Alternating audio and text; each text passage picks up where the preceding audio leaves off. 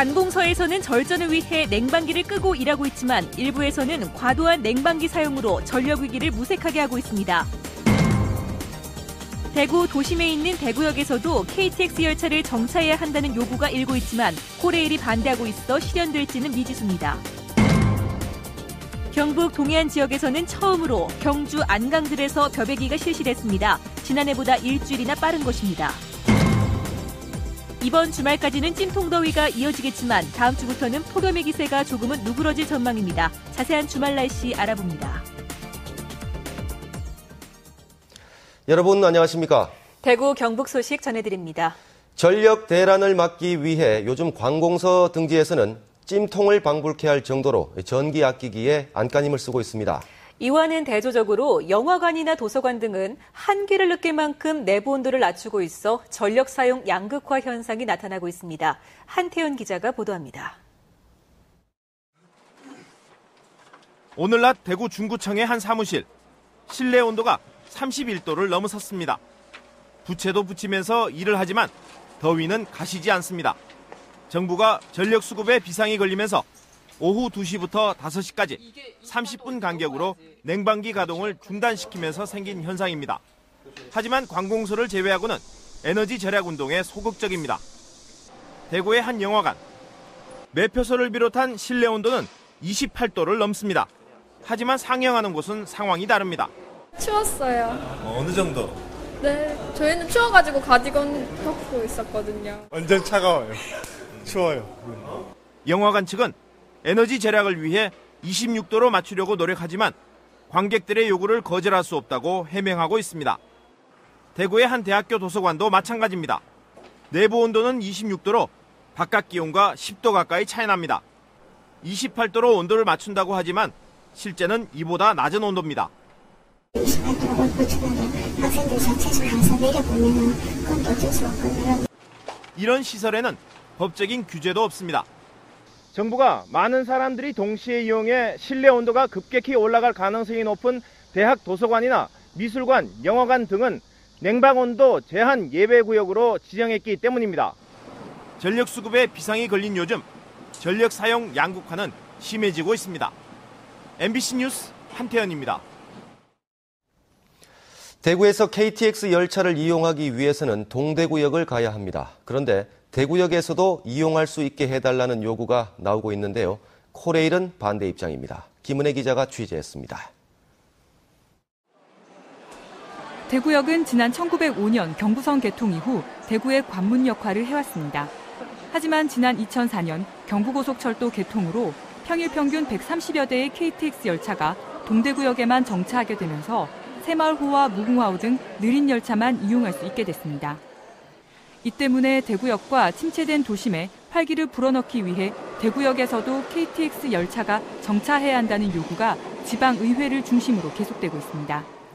지난 6월 대구 중구의회는 KTX 대구역 정차를 요구하는 결의문을 채택했습니다. 대구역에 내린다면은 바로 시내로 진입할 수 있는데 이제 그런 부분에서 우리가 이제 대구역에 정차를 했으면 하는 거는 오래전부터 이야기가 있었고. 대구 중구의회는 KTX 대구역 정차로 침체됐던 인근 상권이 되살아나고 달서구와 서구 등 대구 서부권 주민들의 열차 이용이 편리해질 것으로 기대하고 있습니다. 하지만 코레일은 동대구역과 대구역의 짧은 거리 등을 이유로 난색을 표하고 있습니다. 아무래도 역마다 이렇게 KTX가 서게 되면은 KTX 전체 운행 시간이 증가하게 되고 그리고 이거 아시다시피 동대구하고 대구가 여기 거리가 짧지 않습니까? 중구의회는 전체 KTX 열차의 일부만이라도 대구역에 정차하는 방법이 있다며 공감대 형성에 나설 계획입니다. MBC 뉴스 김은희입니다. 안전행정부는 적조 피해가 발생한 경남과 경북, 전남 지역의 방제 활동에 필요한 특별교부세 20억 원을 긴급 지원하기로 했습니다. 또 적조로 어류가 폐사하는 등 재산 피해를 본 어민들에게 지방세 납기 연장과 징수 유예 조치를 취하고 해당 자치단체 수산 관련 부서는 다음 주로 예정된 을지 연습 훈련을 면제해 주기로 했습니다. 대구지방경찰청 광역수사대는 지난 2010년 경상보조사업비의 일부를 식대나 강의 수강료 등의 다른 용도로 쓰거나 용역업체 선정 때 특정 업체에게 독점 계약 편의 등을 제공한 혐의로 전 한국패션산업연구원장 61살 우모 씨를 불구속 입건하는 등 전현직 간부 5명과 납품업체 관계자 2명을 불구속 입건했습니다. 우 씨는 또 2011년 말 직원 채용 때 대구시청 사무관의 자녀를 부당 채용하기 위해 심사위원들에게 압력을 행사한 혐의도 받고 있습니다. 납품업체 관계자 2명은 2011년 3월 연구원이 실시한 3억 3천만 원짜리 봉제 장비 납품 공개 입찰에서 응찰 가격을 담합한 혐의를 받고 있습니다. 경주 안강들에서 벼베기가 실시됐습니다. 경북 동해안 지역에서 처음인데 지난해보다 일주일이나 빠르다고 합니다. 김병찬 기자가 보도합니다. 경주시 안강읍 양올리의 들판. 폭염 속에 아직은 푸른빛을 띠고 있는 주변 논의 벼와는 달리 조성종인 좋은 벼는 제법 누렇게 익었습니다. 대형 콤바인이 너른 논을 바쁘게 오가며 벼를 수확하고 있습니다. 경북 동해안 지역에서는 첫 벼베기로 지난해보다는 일주일이나 빠른 것입니다. 또 작황도 매우 좋은 가운데 묵은 살에 비해서 2배에 가까운 판매 가격이 예상됩니다. 원래는 풍작인데다가 조기 수확으로 높은 소득을 기대하고 있습니다. 올여름 폭염 속 높은 일조량이 벼의 생육에는 좋은 영향을 미쳤기 때문입니다. 일조량이 좋았기 때문에 그래서 출수기가 3, 4일 앞당겨졌습니다. 그래서 수확기도 앞당겨질 것 같고 작황이 평년에 비해서 좋은 편입니다. 하지만 병충해 피해가 없도록 마지막 방제에 각별한 주의가 요구됩니다. MBC 뉴스 김명창입니다. 50대 남성이 동거녀를 살해하고 잠적했습니다. 전자발찌를 찬 성폭력 전과자였지만 이번에도 법무부와 경찰이 공조가 안 돼 조기 검거에 실패했습니다. 홍석준 기자가 보도합니다. 영주의 한 주택에서 40대 여성이 잔인하게 살해된 채 발견된 건 15일 새벽. 경찰은 피해자와 함께 살던 50살 김종헌을 살인 피의자로 공개 수배했습니다. 김 씨는 15살 여중생을 성폭행한 혐의로 14년을 복역한 뒤 6개월 전에 전자발찌를 차고 출소해 피해자와 일주일 전부터 동거하던 상태였습니다. 마지막으로 본 게 언제세요? 내 생각에는 월요일 아침에 받는 것 같은데요. 피해자가 발견되기 4시간 전 익명의 신고가 경찰에 접수됐지만 법무부와 위치 추적 협조가 늦어지면서 조기 검거에는 실패했습니다.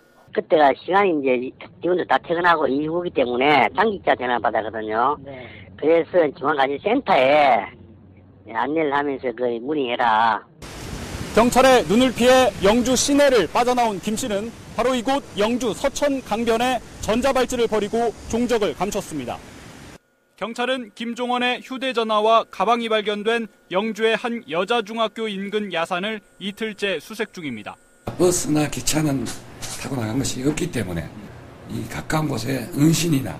김종헌은 범행 전에도 출입 금지 규정을 수차례 위반한 것으로 밝혀져 전자발찌가 범죄 예방과 검거 모두에서 허점을 드러냈습니다.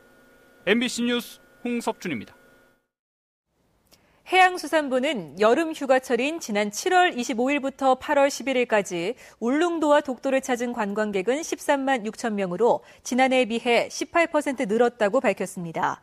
이는 올여름 기상 상태가 비교적 좋아 풍랑특보 등에 의한 운항 통제일이 적었고 울릉도와 독도에 대한 국민적 관심이 높았기 때문으로 분석됩니다.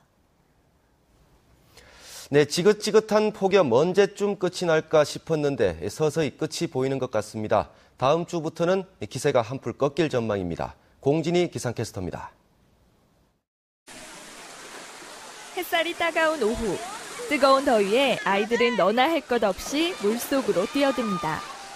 첨벙첨벙 물장구도 치고 신나게 물총놀이도 즐기면서 더위를 한 방에 날려버립니다. 낮이고 밤이고 무더위가 기승을 부리고 있습니다. 가만히 있어도 땀이 나는 날씨에 이곳 금호강 물놀이장은 가족 단위의 시민들로 가득한데요. 이 햇살은 뜨겁지만 그래도 물속에 발을 담그고 있으니까 더위가 어느 정도는 가시는 듯합니다. 찜통더위가 이어지는 이번 주 일요일까지 무료로 이용할 수 있으니까요. 아이들 데리고 시원하게 휴일 보내시는 것도 좋겠습니다. 이번 주말도 대구와 경북 지역은 35도를 넘나드는 폭염이 계속되겠습니다. 자외선 지수도 매우 높아 외출할 때는 자외선 차단에 주의가 필요합니다.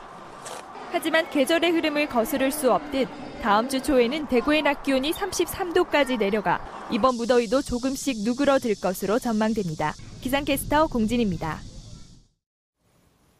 김원구 대구시의회 행정자치위원장은 대성에너지가 지난해 6억 2천여만 원 등 최근 5년 동안 시민단체 등에 기부한 17억여 원을 도시가스 공급 요금에 포함시킨 것으로 확인됐다고 밝혔습니다.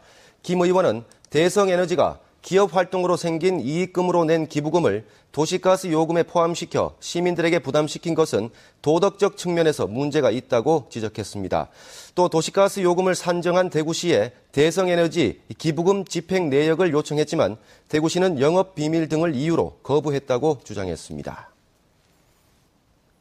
감사원 감사 결과 경주와 포항에서 기초생활수급자 5명이 부양 의무자와 관계가 단절된 것처럼 속여 1억 5천여만 원을 부당하게 지급받은 것으로 드러났습니다. 경주시의 경우 4명이 지난 2000년부터 지금까지 1억 5천여만 원의 생계와 주거, 의료급여를 부당 지급받았고 포항시에서는 1명이 올 들어 60여만 원을 부당 수령했습니다. 내일 오전 9시 40분에 방송되는 대구 MBC 시사광장 시간에는 대구광역시가 안고 있는 재정 불안 문제를 심도 있게 파헤치고 대안을 찾아보는 토론이 펼쳐집니다. 많은 시청 바랍니다. 경상북도는 오늘 서울 정부합동청사에서 정홍원 국무총리를 예방해 이스탄불 경주 세계문화엑스포가 성공적으로 개최될 수 있도록 초청장을 전달하고 국내외적인 지원을 요청했습니다. 이 자리에서 김관용 경상북도지사는 문화융상을 견인하는 첫 사례로 동서양의 문화를 새롭게 융화하고 세계 평화의 메시지를 전파하는 문화축전으로 승화시키기 위해서는 국무총리의 참석이 반드시 필요하다고 강조했습니다. 대구 달서경찰서는 토지 등기권리증과 신분증을 위조해 금융기관에서 10억 원을 대출받아 가로챈 혐의로 64살 전모 씨 등 6명을 구속했습니다. 이들은 수도권 일대 재개발 지역 중에 질권 설정이 없는 인천 연수구에 있는 58살 남모 씨의 52억 원 상당의 토지를 노리고 남 씨의 신분증과 토지 등기권리증을 위조해 대구 달서구의 한 새마을금고에서 10억 원을 대출받은 혐의를 받고 있습니다. 대구은행은 삼성라이온즈의 정규 시즌 우승과 한국 시리즈 승리를 기원하는 예금과 적금을 오늘부터 판매합니다. 프로야구 정규 시즌 마지막 날로 예정된 다음 달 17일까지 500억 원 한도로 판매하는 이번 상품은 정규 시즌에서 우승과 한국 시리즈 진출, 한국 시리즈 우승에 각각 0.1%의 우대금리를 주는데 정기예금과 적금 두 가지 형태로 판매되며 가입 기간은 모두 1년입니다. 국내로의 의료 관광이 확대되면서 중국 어린이들도 지역 병원을 찾고 있습니다. 중국인 어린이 6명과 보호자 등 17명은 오늘 동산병원을 찾아 키 성장을 비롯한 각종 성장 발달 검사를 받는 등 사흘 동안 의료 관광을 할 예정입니다. 어린이 의료 관광 일행은 또 성형 상담도 받고 워터파크에서 물놀이 체험도 계획하고 있습니다.